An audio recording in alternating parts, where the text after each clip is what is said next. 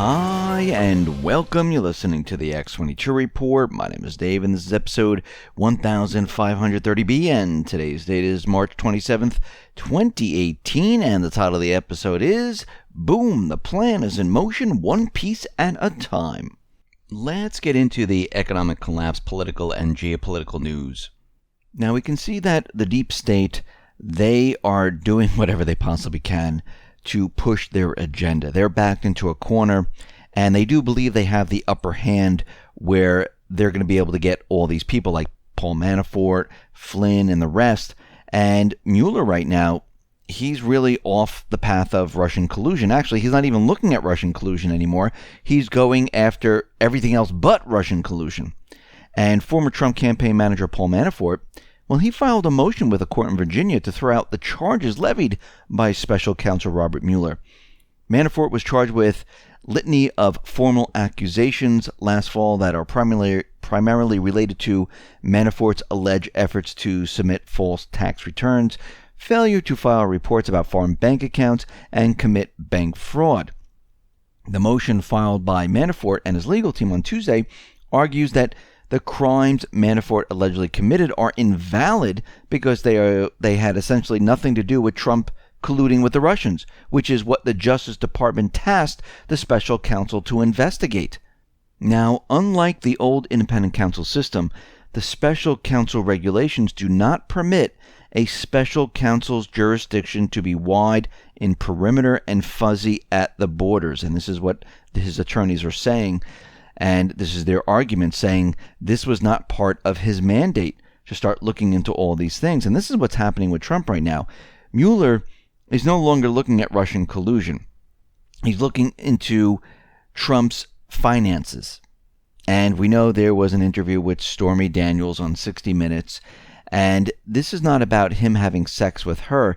This is about the payment of $130,000, where they're trying to get Trump where he didn't disclose this in his election campaign. And this is what they've been trying to do. They've been trying to build this up with Stormy Daniels, let everyone know who she is, what has happened, and now they're going to be bringing in the payment part of it, and this is what they're going to try to get Trump on. And I do believe that there's going to be other information that's going to be coming out of where this payment really originated from and why it was paid to her. And it's going to basically stop the deep state in their tracks.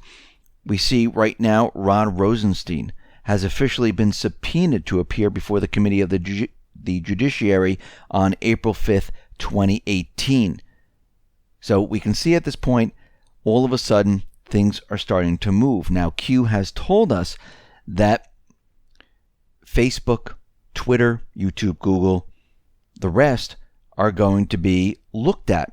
The FTC is going to be investigating these social media platforms. And this had to do with mining personal data, selling personal data, and then eventually moving towards regulation. Maybe IBOR, the Internet Bill of Rights, to control these social media giants, or maybe even break them up. And Q has also said that a lot of these will not survive. We know that Zuckerberg has been selling off a lot of his stocks, and basically he sees the writing on the wall. Maybe they're using Facebook as the sacrificial lamb to show that, yeah, we'll conform to regulations. We don't care what happens. As long as we can keep control of Google and the rest, it makes no difference to us. Now, the CEO, Zuckerberg, he will not testify to UK Parliamentary Committee. He will, which he says he will, testify in front of the U.S. Congress. And we will see how that plays out. But what's very interesting about all of this, and we can also put to all of this a boom for Rod Rosenstein, who's been subpoenaed to appear before the Committee of the Judiciary. We can also say boom to Facebook, where the FTC is looking into this. We can also see that Twitter, following a report from Citron Research, which exposes a major potential problem for the social media company. Now, this is from citronresearch.com. Alongside Facebook and Google, Twitter is now being hauled in by Senate Judiciary Chairman Chuck Grassley to a hearing on data privacy on April 10th. Now, Twitter this year will generate $400 million just by selling user data, not advertising. In 2017, ad revenue declined to $2.11 billion from $2.25 billion in the prior year, while data licensing revenue grew to $333 million from $282 million in the prior year. So they're already going towards Twitter now, looking at what they have been doing. This is another boom. And again, all these social media companies are going to be controlled and regulated, and most likely, hopefully, the Internet Bill of Rights is going to be pushed out there saying, listen, we need to implement this. And I think what's going to happen here with these companies, they're going to be exposed on how the intelligence agencies help them create a lot of their algorithms, how the intelligence agencies were intertwined within these organizations, how they were being used to silence certain groups and allow others to speak freely. And I think all of this is coming out now. This is what the deep state is afraid of, a free and open platform.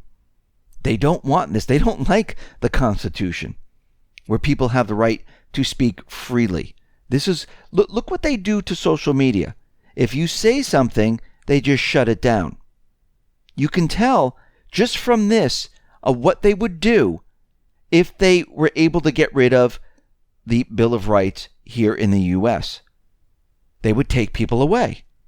This is why they want to take weapons away from the people. This is why there's been such a push for gun control. Now let's step back for a second. We have two different worlds here. We have the social media world where they're in control. They can silence people just by clicking a button. You ask questions, you show different proof, you show different information than the establishment, click, you're gone. You're silenced, we don't have to hear from you. There's no Internet Bill of Rights. You don't have the freedom to speak freely. So they can control who is seen, who is not seen. Take this a step further. If they are doing this on social media, they would like to do this with everyone in the public. But there's a problem. People have weapons. People would notice what is going on here. And before they can do that, they need to remove the weapons from the people. Because the people will not stand for this, because we have the right to speak freely. If you remove the weapons from the people, with a push of a button, click, that person is taken away. That person who's trying to speak out, maybe on a corner in the city or anywhere else, is taken away. You can't fight back. You don't have a weapon. The people don't have a weapon to fight for their freedom. Yes, you can scream that you have these rights, just like the people on YouTube, just like the people on Facebook, just like the people on Twitter. But guess what? They flip a button, they push a button, and you're silenced. The same thing is going to happen once they get all the weapons. You can see their actions. You can see what they really want to do. This is not, something that's just out there saying, oh, this could happen. They've already started it. They've already been trying to do this. And this is why there's been such a push to remove the weapons from the people. If you go back in time and you look at how many mass shootings there were under Obama, there was a reason. The UN Arms Treaty was signed by John Kerry, was sitting there waiting for some type of an event so the Senate would come in, vote on it, and hopefully pass it. They tried every single time, and it didn't work. Because this, in their minds, would give our rights to the UN. This is what they want, and the UN could come down and say, okay, everyone doesn't have a weapon. Everyone has to be fingerprinted. You needed a code to operate a weapon. You can't do anything. And all these other weapons, all these AR-15s and everything, those are gone. This is what they were trying to do all throughout Obama's presidency. This is why the mass shooting percentage went up dramatically. because every single time they tried to do the same thing. They tried to push the legislation. It didn't work. And here we are today. And basically what Q is saying, that these platforms need to be regulated. We need the Internet Bill of Rights to give everyone the freedom to say whatever they want to say, even if it counters the establishment. And yes, we do have the Bill of Rights today, but these again are private companies. This is why we need the Internet Bill of Rights, because a lot of people use social media today, and it gives the people the right to say what they need to say on the social media platforms, because it is open to the public today. It is open, and anyone can use it. But when you start censoring certain groups, well, we have a problem. And I'm not saying to censor anyone. I'm saying this should be open to everyone to speak freely. We see the Russian election bosses planning to use the blockchain to protect polls, to have an honest election. Again, the blockchain is a truth machine. You can go back and check everything through all the ledgers. And it looks like this is what they want to do. They want to have a blockchain election system. Most likely this is what we should have here in the US, so it can be checked at any time to see if the elections were on the up and up. And I wonder if this is the direction that the US is eventually going to go in once the election report does come out. We see the UK government has issued warrants for seizure of Russian capital, and they're not just, expelling the Russian diplomats, they're going after their assets.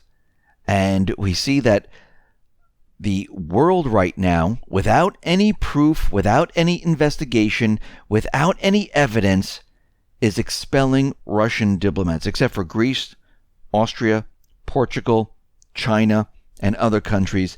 They decided not to do this. They decided they won't, but the EU countries like France, Germany, Poland, Lithuania, Denmark, Netherlands, Italy, Spain, and the rest, they decided, yes, we will follow suit. Yes, Ukraine is included in this. Canada is included in this. Australia is included in this. Norway is included in this.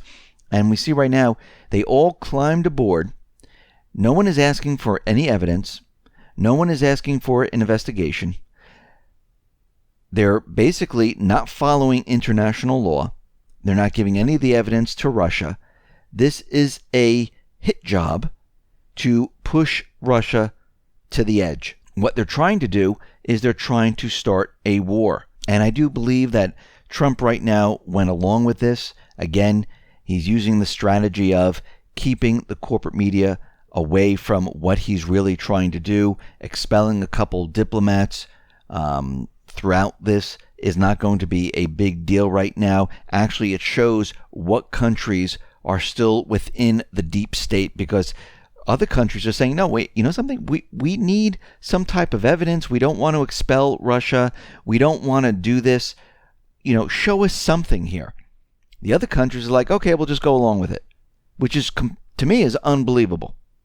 Now, we see that Germany has issued a permit for the construction and operation of an offshore section of the Nord Stream 2 pipeline in the exclusive economic zone of Germany in the Baltic Sea, which means that they're going to go ahead with the Nord Stream 2 pipeline. This is something the U.S., the deep state, has been trying to stop.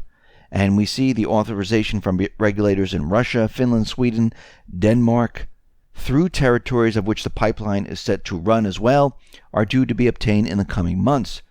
And the scheduled construction will be carried out this year as planned. So we see right now everything is being moved forward. Germany is working with Russia. They're going to be getting gas from Russia into Europe. And the whole thing that the deep state tried to do to stop this has not worked.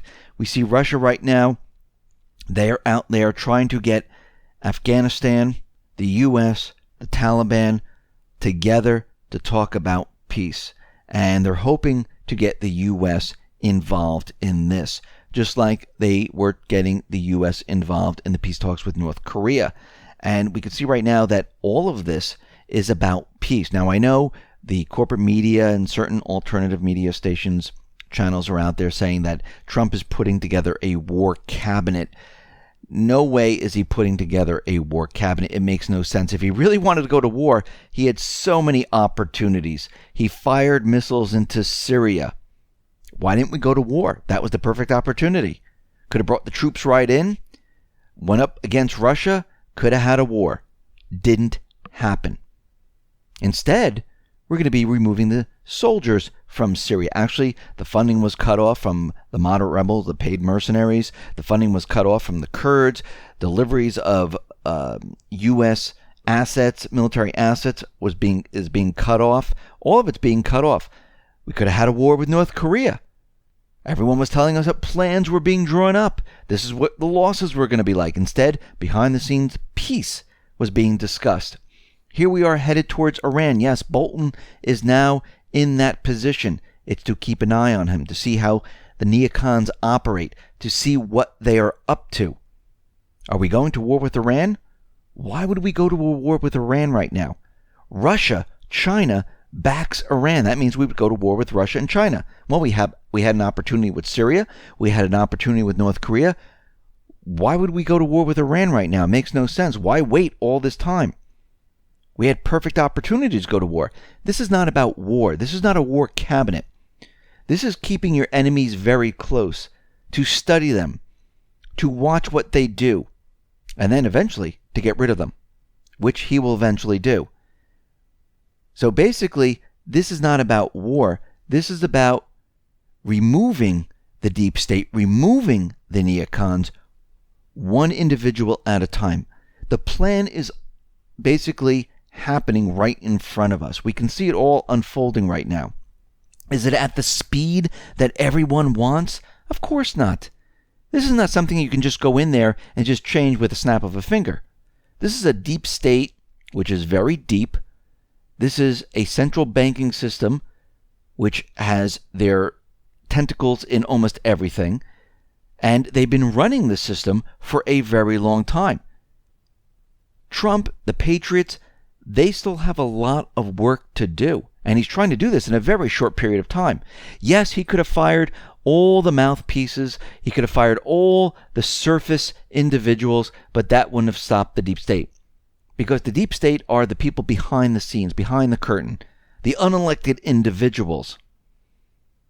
And this is where you need to get to. You need to get to the source. You need to get to that point where you can say, I've cut the source off from the rest, and guess what?